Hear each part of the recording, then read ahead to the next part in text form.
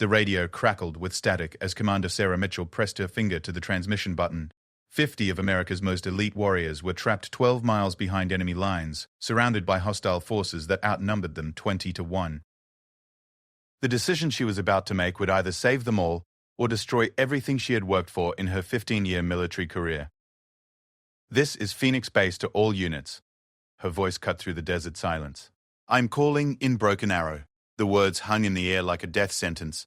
Broken Arrow meant only one thing: an airstrike so close to friendly forces that survival was a coin flip. But Sarah Mitchell had already calculated the odds. Without it, her men had zero chance. With it, they might just have one. What happened next in the mountains of Afghanistan would become the most classified military operation in modern history. A story of impossible choices, unbreakable bonds, and the female commander who risked everything to bring her warriors home. The helicopter blades chopped through the thin mountain air as 50 Navy SEALs prepared for what their briefings called a routine extraction mission.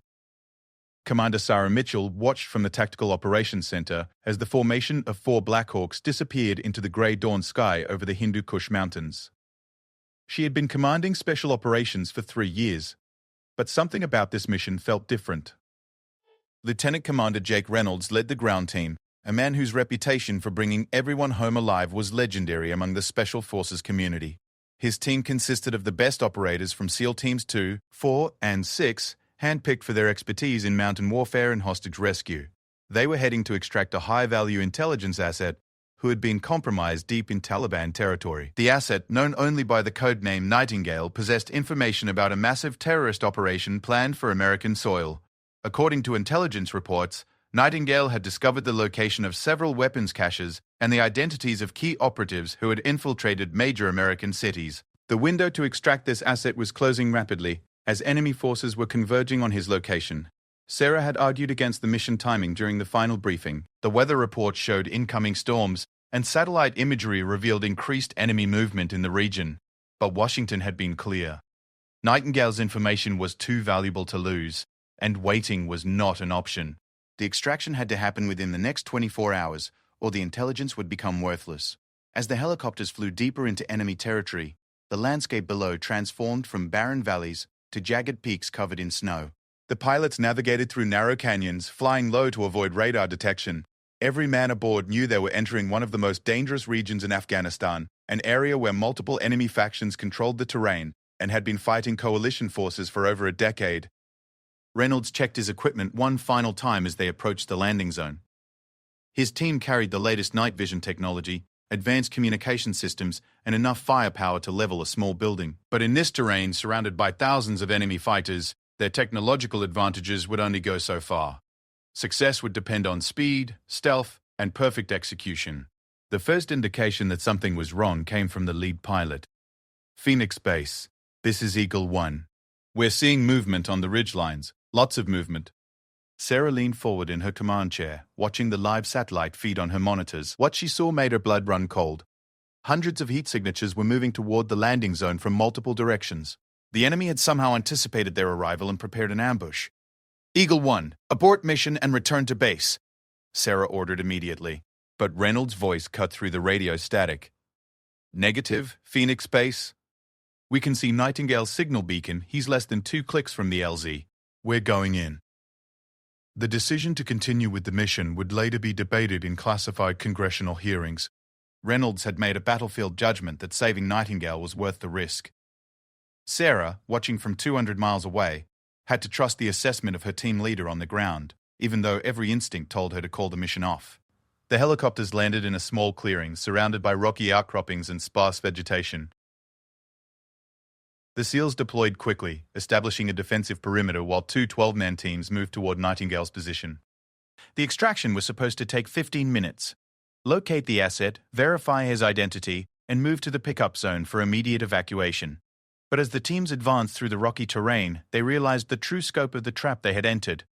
Enemy fighters had positioned themselves on the high ground surrounding the valley, with clear lines of sight to every possible escape route. Machine gun nests had been established at strategic choke points, and mortar teams were already ranging their weapons toward the helicopter landing zone. Nightingale was found exactly where his signal indicated, hiding in a cave system that had once been used by Mujahideen fighters during the Soviet occupation. He was a middle-aged Afghan interpreter who had worked with coalition forces for 8 years, building relationships and gathering intelligence that had prevented dozens of attacks on American personnel. His weathered face showed the strain of weeks spent evading Taliban death squads who had marked him for execution.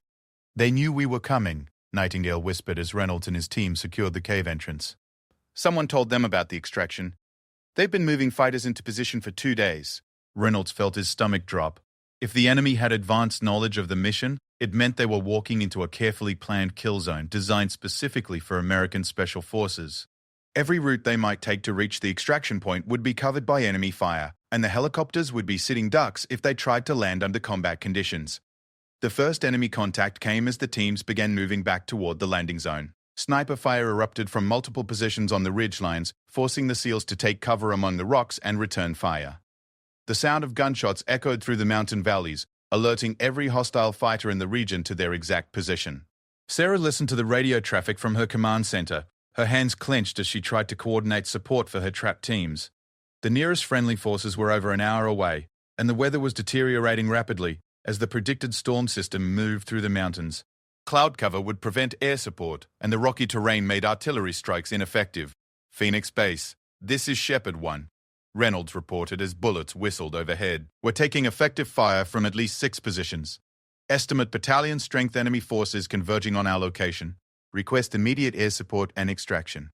But the storm clouds were already rolling in, and the helicopter pilots reported they could not see the landing zone through the thick grey fog that was settling over the mountains. The SEALs were effectively cut off, surrounded by hundreds of enemy fighters in terrain that favored the defenders. As the firefight intensified, Reynolds made another crucial decision. Instead of trying to fight their way back to the original landing zone, he ordered his teams to move higher into the mountains, seeking defensive positions that would allow them to hold out until the weather cleared.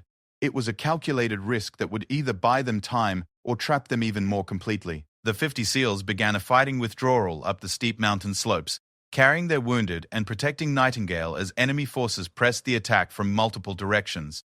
Every few hundred yards, they had to stop and establish new defensive positions, using their superior training and equipment to hold off waves of attackers who seemed to have unlimited ammunition. By late afternoon, the teams had managed to reach a defensible position on a rocky plateau surrounded by steep cliffs.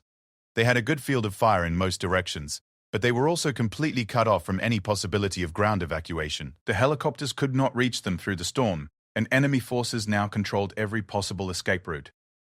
Sarah paced her command center as darkness fell over the mountains. Her teams were running low on ammunition. Several men were wounded, and the weather showed no signs of improving. Intelligence reports indicated that enemy reinforcements were still arriving, drawn by reports of trapped American special forces. By morning, her 50 SEALs could be facing over 1,000 hostile fighters. The radio brought periodic updates from Reynolds, each one painting a grimmer picture of their situation.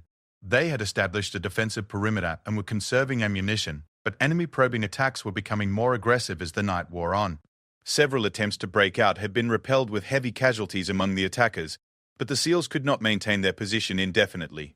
As midnight approached, Sarah faced the hardest decision of her military career. She could wait for the weather to clear and hope that conventional air support would be enough to extract her teams. She could send in additional ground forces and risk even more American lives in what was clearly a well-planned enemy trap. Or she could authorize an option that no commander ever wanted to consider, calling in close air support so near to friendly forces that the margin for error was measured in yards rather than miles. The classified nature of Nightingale's intelligence added another layer of complexity to the situation. The information he carried could prevent massive terrorist attacks on American soil, but only if he survived to deliver it. Every hour that passed increased the risk that enemy forces would overrun the defensive position and capture or kill both the asset and the 50 SEALs protecting him. Reynolds' voice crackled over the radio one final time before dawn. "Phoenix Base, this is Shepherd 1. We're down to our last magazines and medical supplies. Enemy forces are massing for a final assault at first light. If you're going to do something, it has to be now." Sarah stared at the tactical display showing her trapped team surrounded by hundreds of enemy contacts. The decision she made in the next few minutes would determine whether 50 of America's best warriors lived or died, and whether critical intelligence that could save thousands of innocent lives would ever reach its destination. The storm was beginning to clear, but daylight would also give the enemy perfect visibility to coordinate their final attack. Sarah reached for the radio handset that would connect her directly to the air support controllers, knowing that what she was about to order would either be remembered as brilliant tactical thinking or the worst decision in Special Forces history. Dawn broke over the Hindu Kush Mountains with a blood-red sky that seemed to mirror the desperate situation unfolding on the rocky plateau.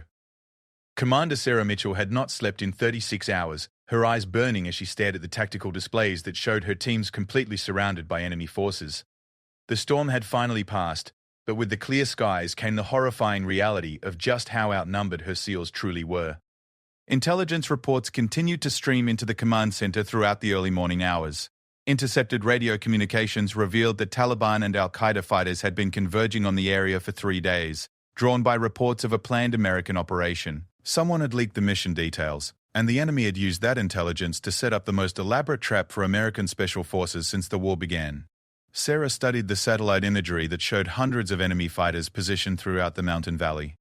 They had established overlapping fields of fire, mortar positions on the high ground, and blocking forces at every possible escape route.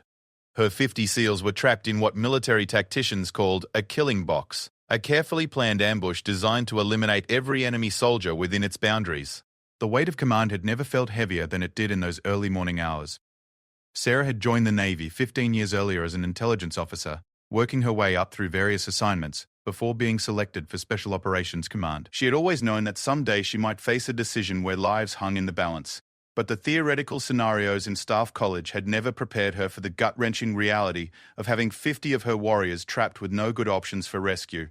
Lieutenant Commander Reynolds continued to send situation reports every 30 minutes, each one painting a grimmer picture than the last. His teams had suffered 3 casualties during the night, 1 KIA, and 2 seriously wounded who would not survive much longer without immediate medical evacuation.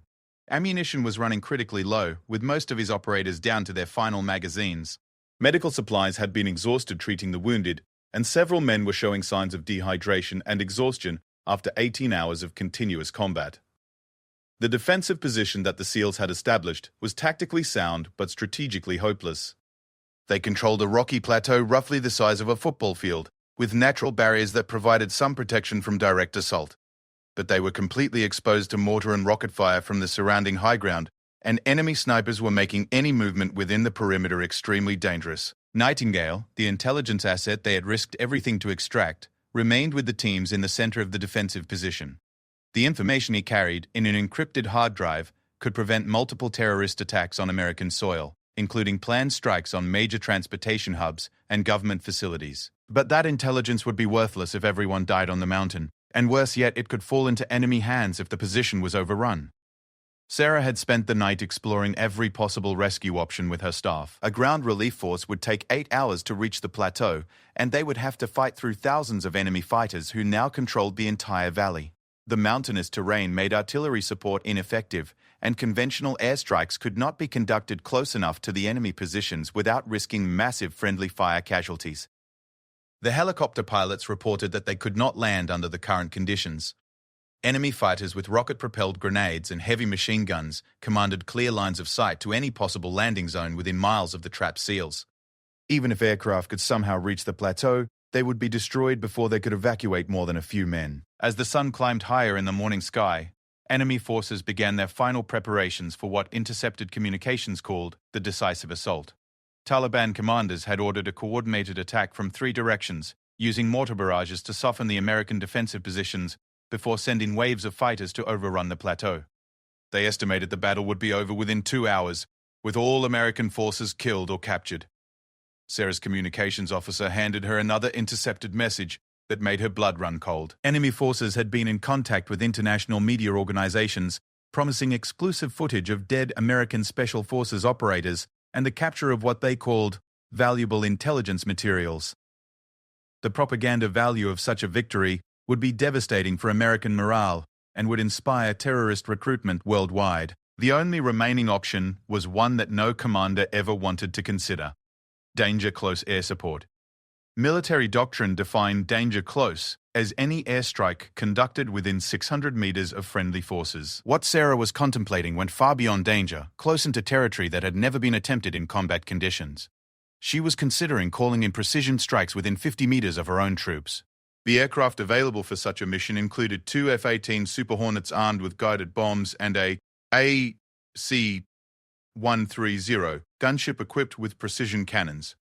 The pilots were among the most experienced in the Air Force, with thousands of combat flight hours and extensive training in close air support missions. But even the most skilled aviators had never attempted strikes at such close range, with so many friendly forces in the immediate area. Sarah called a secure video conference with her superiors at Central Command, knowing that a decision of this magnitude could not be made in isolation. The faces that appeared on her screen included some of the most senior military leaders in the American Armed Forces, men and women who had decades of combat experience and understood the impossible situation her teams were facing. General Marcus Thompson, the commander of all special operations in the region, listened carefully as Sarah outlined the tactical situation and her proposed solution. His weathered face showed no emotion as she described the risks involved in calling airstrikes so close to friendly positions, but she could see the weight of the decision reflected in his eyes. "Commander Mitchell," the general said after a long pause, "you're asking me to authorize an airstrike that has maybe a 60% chance of saving your teams and a 40% chance of killing them all. Those are not odds that any sane commander would accept." Sarah took a deep breath before responding. "Sir, with respect, those are better odds than they have right now. Intelligence estimates put enemy strength at over 800 fighters, with more arriving every hour. My teams will be overrun within the next 2 hours if we don't act. At least this way, they have a fighting chance." The conference call included heated discussions about acceptable risk levels, the value of the intelligence that Nightingale carried, and the political ramifications of losing 50 elite operators in a single engagement. Several participants argued for waiting longer, hoping that changing conditions might provide better options for rescue. Others suggested attempting a ground relief operation despite the overwhelming odds against success, but time was running out. Reynolds' latest situation report indicated that enemy mortar teams were beginning to zero in on the defensive positions, and coordinated probing attacks were testing the perimeter defenses. Several SEALs had been wounded by shrapnel from near misses, and ammunition levels were becoming critical across all positions. The breakthrough in the discussion came from an unexpected source.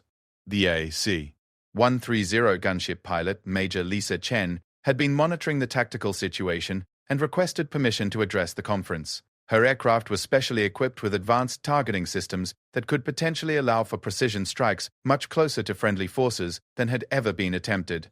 "Generals," Major Chen said through the video link from her aircraft, "my crew has been analyzing the terrain and enemy positions for the past 4 hours. We believe we can conduct precision strikes using our smaller caliber weapons to create corridors that would allow the ground teams to move to safer positions. It's risky, but it's technically possible." The plan that emerged from the conference represented a radical departure from conventional military doctrine. Instead of large bombs or artillery, the air support would consist of precisely aimed cannon fire from the AC-130, supplemented by small-diameter bombs from the F-18s. The strikes would be conducted in a carefully choreographed sequence, with ground teams moving between safe zones as each section of enemy positions was neutralized. Sarah understood that she was asking her pilots to perform miracles of precision under combat conditions. The margin for error was so small that a targeting mistake of just a few meters could result in massive friendly casualties. But she also knew that doing nothing was not an option, and conventional rescue methods would result in the certain death of everyone on that mountain. The final decision came from the very top of the chain of command. The Secretary of Defense, awakened in Washington for an emergency consultation, listened to the tactical briefings, and made the call that would define the mission. The airstrikes were authorized with the understanding that everyone involved was operating in uncharted territory. As Sarah prepared to relay the attack authorization to her aircraft, she thought about the 50 men whose lives hung in the balance. Many of them had families waiting at home, children who would grow up without fathers if the mission failed. But she also thought about the thousands of innocent Americans who would die in terrorist attacks if the intelligence on that mountain was lost. The radio crackled with Reynolds' voice as enemy forces began their final assault preparations. "Phoenix Base, this is Shepherd 1. Enemy forces are massing for attack. Whatever you're going to do, it has to happen now. We can see hundreds of fighters moving into assault positions." Sarah picked up the radio handset that would connect her to the aircraft circling high above the mountains. The words she was about to speak would either save her teams or destroy them, and there was no way to know which until the bombs started falling. The words that every military pilot dreads to hear crackled through the radio static as Commander Sarah Mitchell keyed the microphone that connected her to the aircraft circling 20,000 feet above the Hindu Kush Mountains. "Gunship 77, this is Phoenix Base. I am declaring Broken Arrow. Repeat, this is Broken Arrow." Major Lisa Chen, piloting the ACC-130 gunship, felt her stomach tighten as she acknowledged the transmission. Broken arrow was the military code for the most desperate of situations, when air support was called in so close to friendly forces that survival was measured in luck rather than skill. In her 12 years of flying close air support missions, she had never received such an authorization. Below on the mountain plateau, Lieutenant Commander Reynolds heard the radio transmission and immediately understood what was about to happen. He turned to his senior enlisted advisor, Master Chief Petty Officer Rodriguez, and began issuing orders that would either save or doom every man on the mountain. Master Chief, pass the word to all team leaders. Broken arrow is authorized. Everyone needs to get as low as possible and mark their positions with infrared strobes.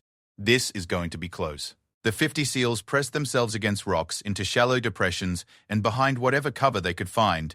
Each man activated the infrared beacon that would identify his position to the aircraft above, creating a constellation of lights visible only through night vision equipment. The margin for error in the coming airstrike would be measured in yards, and every operator knew that a single targeting mistake could kill dozens of his brothers. Enemy forces surrounding the plateau had begun their final assault, sending waves of fighters charging up the rocky slopes, while mortar teams rained explosive shells down on the American positions. Machine gun fire swept across the defensive perimeter as Taliban and Al-Qaeda fighters tried to overwhelm the SEALs through sheer numbers and firepower. Sarah watched the live video feed from a drone circling high above the battle, her hands gripping the edge of her command desk as she witnessed the desperate fighting below. Muzzle flashes lit up the mountainside like deadly fireworks as her teams fought for their lives against impossible odds. Several positions had already been overrun, forcing the defenders to fall back to even smaller defensive areas. Major Chen and her crew studied their targeting systems with intensity that bordered on obsession. The AC-130's weapons included a 105mm howitzer, 40mm cannons, and 25mm Gatling guns, each capable of devastating enemy formations. But using any of these weapons so close to friendly forces required precision that pushed both technology and human skill to their absolute limits. Gunship crew, this is Phoenix Base, Sarah transmitted. Ground teams are marking positions with infrared strobes. You are cleared hot for precision strikes on all enemy positions outside the friendly marker perimeter. Danger close authorization is confirmed. The first strikes came from the 25mm Gatling gun, its high rate of fire allowing for precise adjustment of impact points. Major Chen's weapons officer, Captain Torres, used thermal imaging to identify enemy machine gun nests positioned on rocky outcroppings just 50 meters from the nearest SEAL positions. The cannon shells warped across the enemy positions with surgical precision, silencing the heavy weapons that had been pouring fire into the American defensive perimeter. Reynolds watched in amazement as enemy positions that had been untouchable for hours were systematically destroyed by the precision fire from above. The psychological effect on the attacking forces was immediate and dramatic. Fighters who had been charging up the mountain slopes suddenly found their supporting weapons silenced, their advance covered by devastating, accurate fire that seemed to come from nowhere. Anti-aircraft weapons that had been hidden throughout the valley suddenly opened fire on the circling gunship, filling the sky with tracer rounds and surface-to-air missiles. Major Chen was forced to conduct violent, evasive maneuvers while her crew continued to engage targets on the ground, turning her aircraft into a deadly aerial dance of precision fire and desperate survival. The F-18 Super Hornets joined the attack, their pilots using small-diameter bombs to strike enemy mortar positions that had been decimating the SEAL defensive areas. Each bomb had to be guided with absolute precision to avoid hitting friendly forces, and the pilots found themselves conducting attacks at angles and distances that violated every safety protocol in their training manuals. Sarah coordinated the complex aerial ballet from her command center, using real-time intelligence and communications with the ground teams to direct each strike. She could see enemy reinforcements still streaming toward the battle area, hundreds of fighters who would arrive within the hour to join the assault on her trapped teams. Phoenix Base, this is Shepard 1. Reynolds transmitted during a brief lull in the fighting. The airstrikes are having effect, but we're still heavily outnumbered. Enemy forces are regrouping for another assault, and we're down to less than 2 magazines per man. The ammunition situation was becoming critical across all SEAL positions. 18 hours of continuous combat had depleted most of their supplies, and several teams were down to their last few magazines. Medical supplies had been exhausted hours earlier, and the wounded were being treated with improvised bandages and painkillers scavenged from personal first aid kits. Nightingale, the intelligence asset who had triggered the entire operation, remained huddled in the center of the defensive position, clutching the encrypted hard drive that contained information about planned terrorist attacks on American soil. The middle-aged Afghan interpreter had shown remarkable courage throughout the night, even picking up weapons from fallen enemies to help defend the perimeter when the fighting was at its worst. Major Chen's AC began. 130 was running low on ammunition and fuel, but she continued to provide close support as enemy forces regrouped for what appeared to be their final assault. Her weapons officer had performed miracles of precision shooting, destroying dozens of enemy positions without a single friendly fire incident. But the aircraft was taking increasingly heavy fire from anti-aircraft weapons positioned throughout the valley. The breakthrough moment came when Captain Torres identified a critical weakness in the enemy assault formation. The attacking forces were using a narrow ravine to move reinforcements and supplies to their forward positions, and this choke point was just outside the minimum safety distance for the AC. 130's larger weapons. Phoenix Base, this is Gunship 77, Major Chen transmitted. We have identified a high-value target in Grid Square 47 Alpha. Large enemy formation moving through ravine approximately 200 meters from friendly positions. Request permission to engage with 40mm cannon. Sarah studied the tactical display showing the enemy movement and the positions of her teams. The target was at the very edge of what military doctrine considered safe for close air support, but destroying the enemy reinforcements could break the back of the assault and give her teams a chance to escape. Gunship 77, you are cleared hot. Engage enemy formation in Grid Square 47 Alpha. The 40mm cannon shells struck the ravine with devastating effect, triggering massive secondary explosions as enemy ammunition and fuel supplies detonated. The blast was so powerful that it shook the mountain and sent debris raining down on both enemy and friendly positions, but it also eliminated over 100 enemy fighters and cut off the reinforcement route that had been sustaining the assault. The tide of battle began to turn as enemy forces found themselves cut off from resupply and facing precision air support that could strike any position on the mountainside. The coordinated assault began to fragment as individual units found themselves isolated and under constant attack from aircraft they could not effectively engage. Reynolds seized the opportunity to begin a fighting withdrawal toward a new position that would be more accessible to helicopter evacuation. His teams moved in coordinated bounds, with some squads providing covering fire while others advanced to new positions. The air support from Major Chen's gunship provided crucial cover during these movements, suppressing enemy fire and preventing the withdrawal from becoming a rout. But the escape was far from assured. Enemy forces still controlled most of the valley, and the helicopter pilots reported that landing zones remained under effective enemy fire. The SEALs would need to fight their way to an area where evacuation was possible, and that meant crossing several miles of hostile terrain while carrying their wounded and protecting Nightingale. The ammunition situation became critical as the teams began their movement. Several operators were down to their last magazine, and the machine gunners had exhausted their belt-fed ammunition hours earlier. Resupply was impossible under the current conditions, meaning that each SEAL would have to make every shot count as they fought their way off the mountain. Sarah watched the tactical situation develop with growing anxiety. The airstrikes had prevented immediate disaster, but her teams were still trapped in hostile territory with limited ammunition and several wounded who needed immediate medical attention.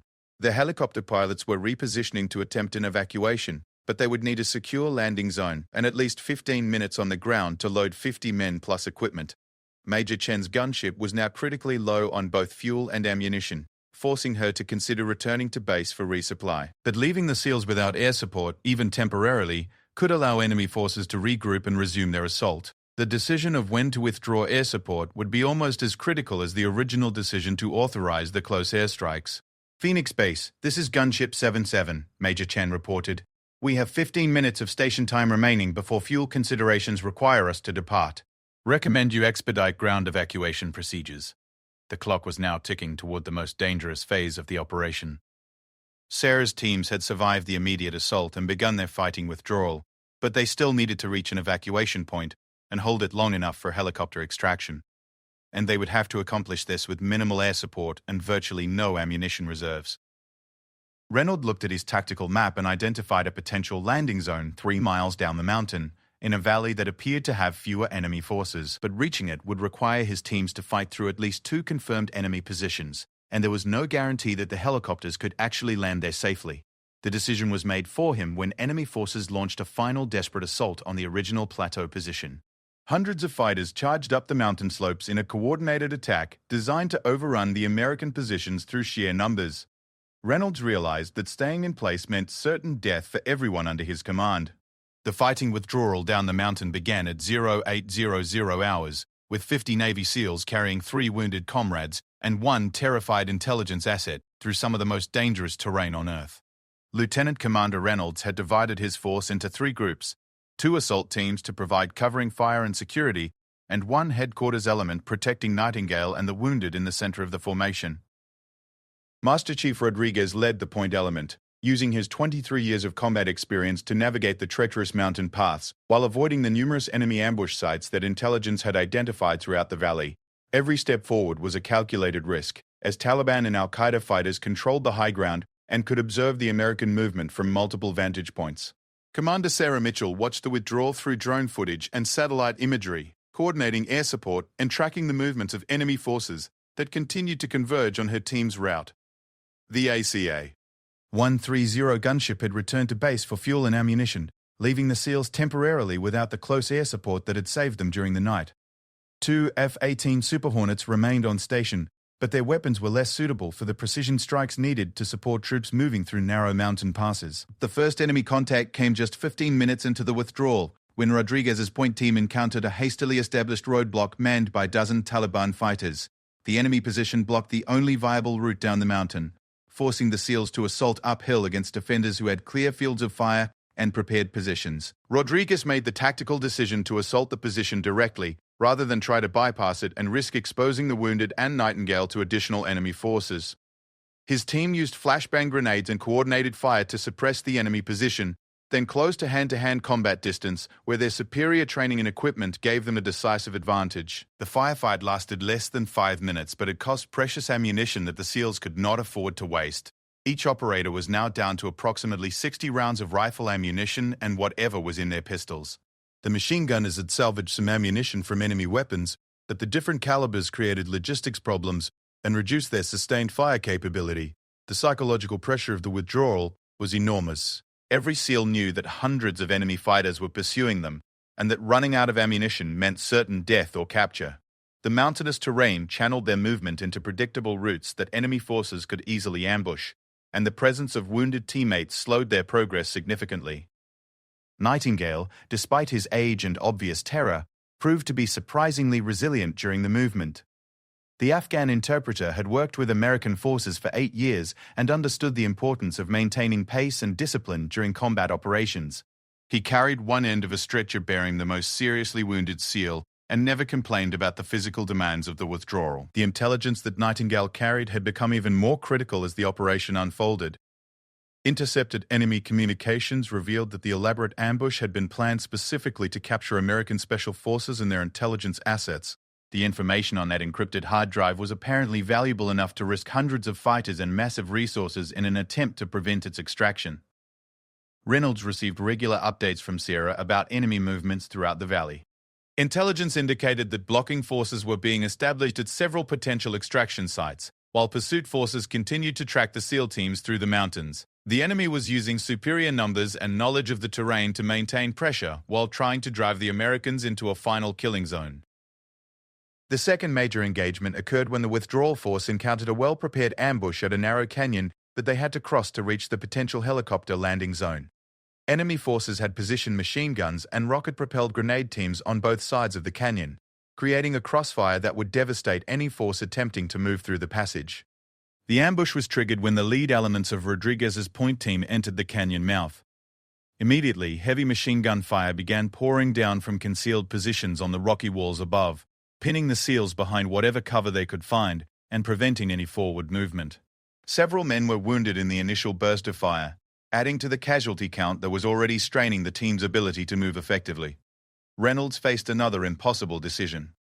The canyon represented the only viable route to the extraction site, but assaulting the positions would require ammunition and time that his force did not have. Attempting to bypass the ambush would add hours to the withdrawal and expose his teams to additional enemy forces that were moving to intercept them.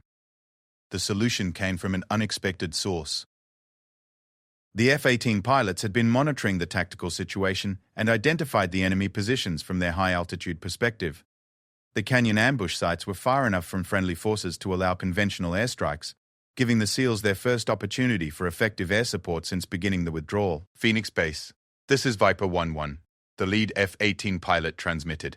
We have clear identification of enemy positions in the canyon. Multiple machine gun nests and RPG teams on both sides. We can clear the route with precision strikes if ground forces can mark their positions. The airstrikes that followed were a textbook demonstration of close air support coordination. The SEAL teams used laser designators to mark the exact locations of enemy positions, while the F-18s conducted precision bombing runs that eliminated the ambush without risking friendly fire casualties. The psychological effect on enemy forces throughout the valley was significant, as they realized that American air power could reach them anywhere. But the air support came at a cost. The F-18s were now running low on fuel and weapons, and would need to return to base for resupply within the next hour.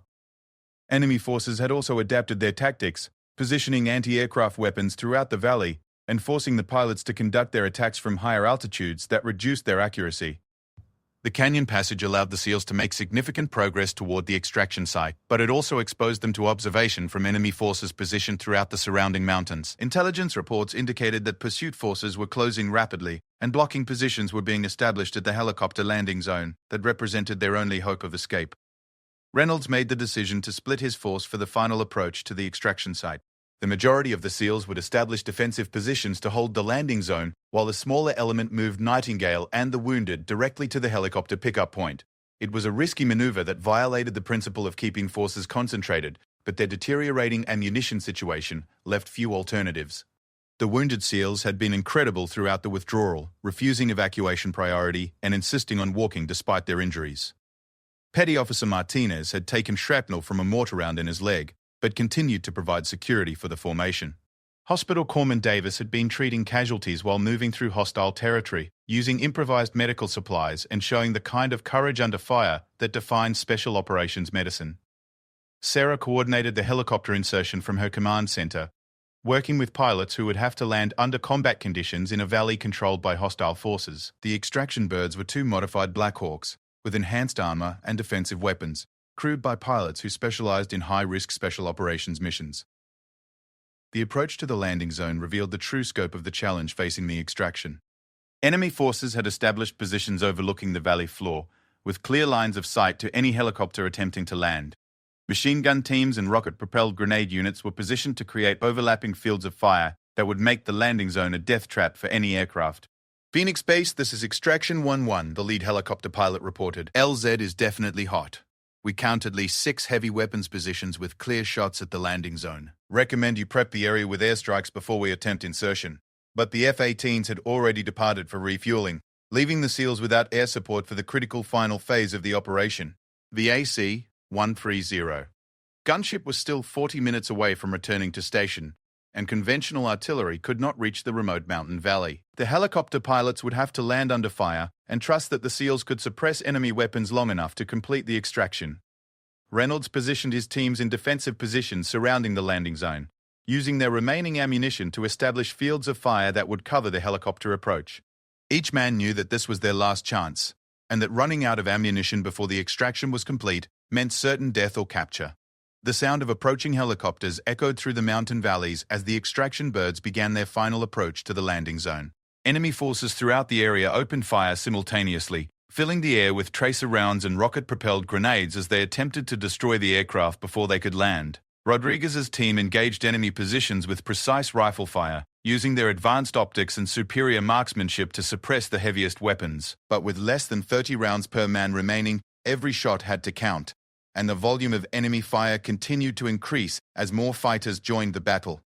The first helicopter touched down in a cloud of dust and flying debris as enemy rounds impacted all around the landing zone. The crew chief immediately began loading the wounded SEALs and Nightingale, while the aircraft took fire from multiple directions. Bullets struck the armored hull and shattered windows as the pilot fought to maintain control under combat conditions. The second helicopter circled overhead, providing covering fire with its door-mounted machine guns while waiting for its turn to land and extract the remaining SEALs. The pilot could see muzzle flashes from dozens of enemy positions as Taliban and Al-Qaeda fighters concentrated their fire on the landing zone in a desperate attempt to prevent the American escape. The critical moment came when enemy forces launched a coordinated assault on the SEAL defensive positions while the first helicopter was still on the ground. Hundreds of fighters charged across the valley floor, using the cover of their own supporting fire to close to assault distance. Rodriguez realized that his teams would be overrun within minutes if they remained in their current positions. All Shepherd elements, this is Shepherd 1. Reynolds transmitted. Fighting withdrawal to the birds. Move, now. The final minutes of the extraction played out in a chaos of gunfire, rotor wash, and desperate courage, as 47 remaining Navy SEALs fought their way to the helicopters under withering enemy fire. Master Chief Rodriguez led the fighting withdrawal, his team providing covering fire while other elements bounded toward the landing zone, where the first Black Hawk waited, with rotors turning. Lieutenant Commander Reynolds ran alongside Nightingale, the Afghan interpreter clutching the encrypted hard drive that had cost so much blood to protect. Around them, the valley erupted in muzzle flashes as hundreds of Taliban and al-Qaeda fighters poured fire into the landing zone from positions throughout the surrounding mountains. The noise was deafening. A constant roar of automatic weapons, exploding grenades, and helicopter engines straining against the thin mountain air. Commander Sarah Mitchell watched the extraction unfold through multiple camera feeds, her hands gripping the edge of her command desk so tightly that her knuckles turned white. She could see enemy fighters charging across open ground toward the landing zone, while their teams laid down suppressing fire with their remaining ammunition. Every second that passed increased the risk that the helicopters would be destroyed, or that her SEALs would be overrun before the evacuation could be completed. The first helicopter lifted off with Nightingale, the 3 most seriously wounded SEALs, and 8 team members who had exhausted their ammunition during the defensive action.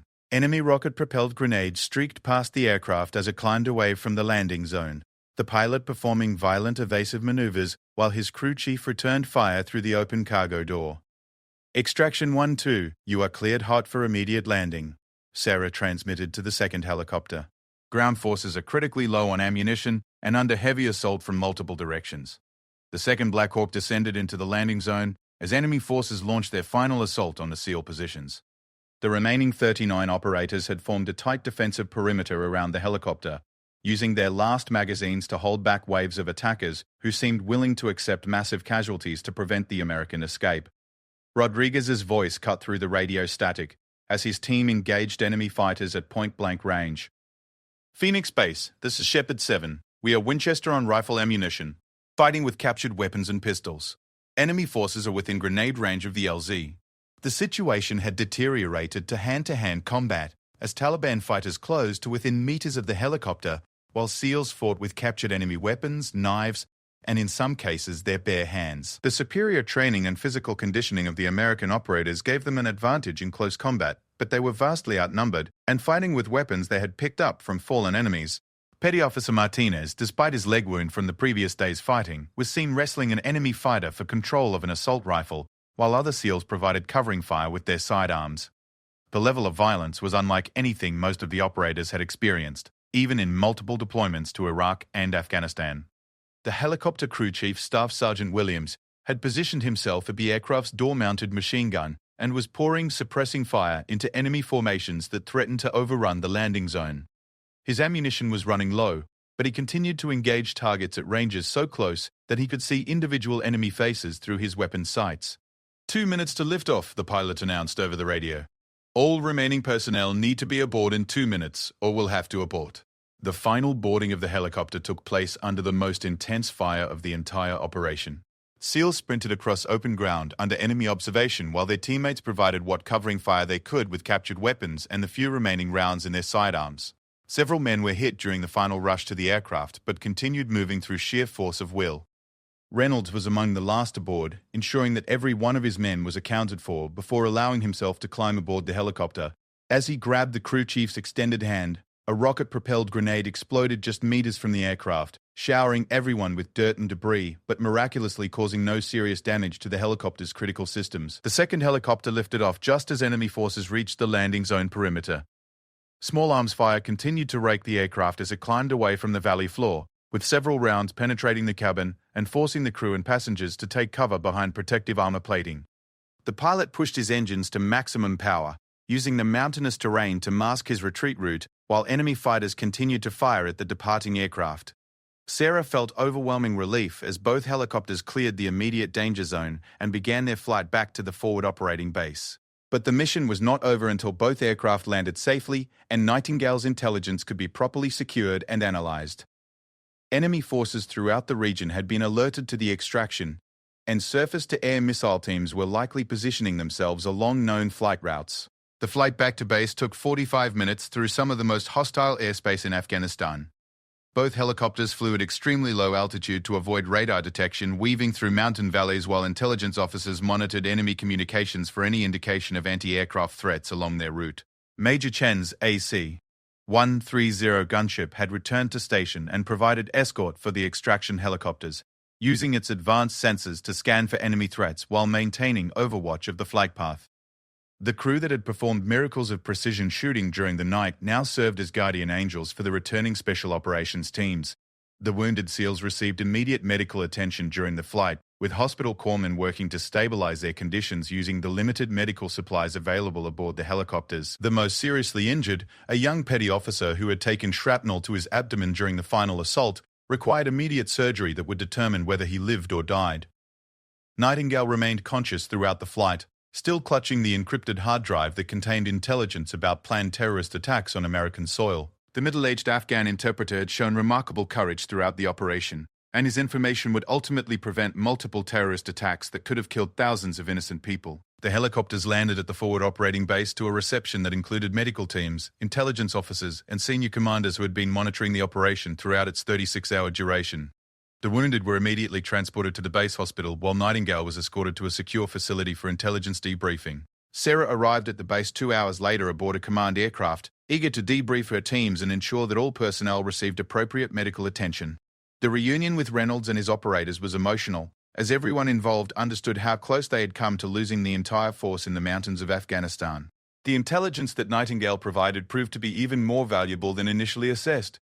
The encrypted hard drive contained detailed information about a coordinated terrorist operation planned for major American cities, including target lists, operational timelines, and the identities of operatives who had already infiltrated the United States. The information led to the arrest of dozens of terrorist suspects and prevented multiple attacks that could have rivaled September 11th in scope and casualties. The after-action review of the operation took weeks to complete and involved classified hearings at the highest levels of government. The decision to authorize close air support at such extreme distances from friendly forces challenged every established doctrine for air-ground coordination, but the successful outcome demonstrated that innovation and courage could overcome impossible odds.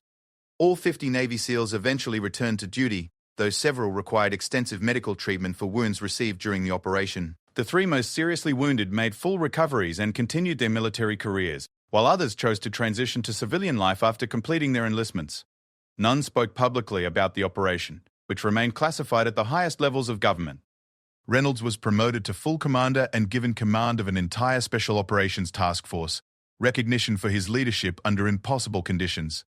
Rodriguez received the Navy Cross for his actions during the withdrawal and extraction, becoming one of the most decorated enlisted men in Special Operations history. Sarah Mitchell was promoted to captain and assigned to the Pentagon, where she helped develop new doctrines for close air support based on the lessons learned during the mountain operation. Her willingness to make an impossible decision under extreme pressure saved 50 American lives and prevented terrorist attacks that could have killed thousands. Major Chen and her AC-130 crew received the Distinguished Flying Cross for their precision air support during the operation. The crew's ability to conduct strikes within 50 meters of friendly forces became the subject of intensive study and led to improvements in aircraft systems and crew training throughout the Air Force.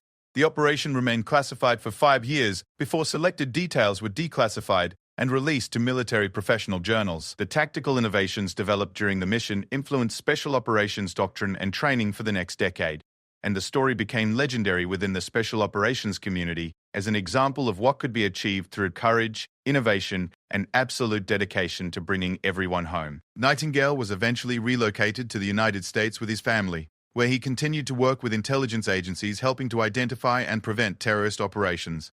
His courage in carrying vital intelligence through one of the most dangerous operations in Special Forces history saved countless American lives and helped prevent a terrorist attack that could have changed the course of history. The mountain valley where the operation took place was later secured by conventional forces and turned into a forward operating base that helped stabilize the entire region. The strategic importance of the intelligence gathered during the operation extended far beyond its immediate tactical value, contributing to broader counter-terrorism efforts that continued for years after the initial mission. The story of 50 Navy SEALs trapped behind enemy lines and the female commander who ordered the impossible airstrike that saved them became one of the most studied cases in modern military history. It demonstrated that leadership, innovation, and unwavering commitment to the warrior ethos could overcome any obstacle, no matter how impossible the odds might appear.